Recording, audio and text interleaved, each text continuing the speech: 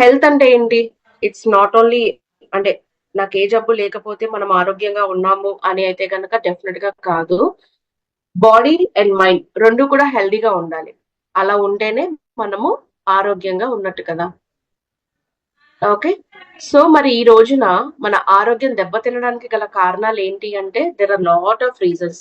ఒకటి స్ట్రెస్, రెండోది కాన్సంట్రేషన్, మూడోది ఇమ్యూనిటీ, నాలుగోది డైజెషన్ సరిగ్గా లేకపోవడం, glucose health, respiratory health.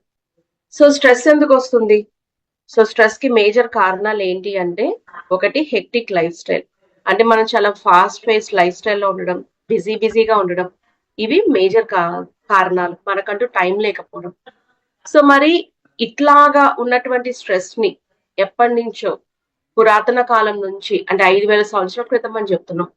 So, మనకు ఉన్నటువంటి స్ట్రెస్ గాని, యాంగ్జైటీ గాని తగ్గించడానికి అశ్వగంధ మనకి ఉపయోగపడుతుంది. అశ్వగంధ శారీరకమైనటువంటి స్ట్రెస్ ని తగ్గిస్తుంది. వైటాలిటీ, ఎనర్జీని పెంచుతుంది. స్ట్రెస్ ని తగ్గిస్తుంది. నర్వస్ సిస్టమ్ ని కామ్ డౌన్ చేస్తుంది. బాడీని రీవైటలైజ్ చేస్తుంది. అంటే పోయినటువంటి ఎనర్జీని తిరిగి తీసుకొస్తుంది. బాడీ బెటర్ గా ఫంక్షన్ చేయడానికి హెల్ప్ చేస్తుంది. మేజర్ గా what I observe nervous system ని కామ్ డౌన్ చేయడం అనేది చాలా బాగా జరుగుతుంది. ఓకే. అండ్ ఇక్కడ మనకి 1 టాబ్లెట్ లో 2.5% ఆఫ్ ద విథనోలైట్స్ ఉంటాయి.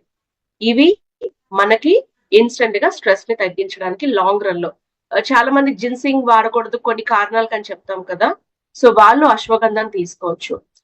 బీపీ కూడా మెయింటైన్ అవుతుంది. మీరు వాడే బీపీ మందులతో పాటు అశ్వగంధని తీసుకోవచ్చు.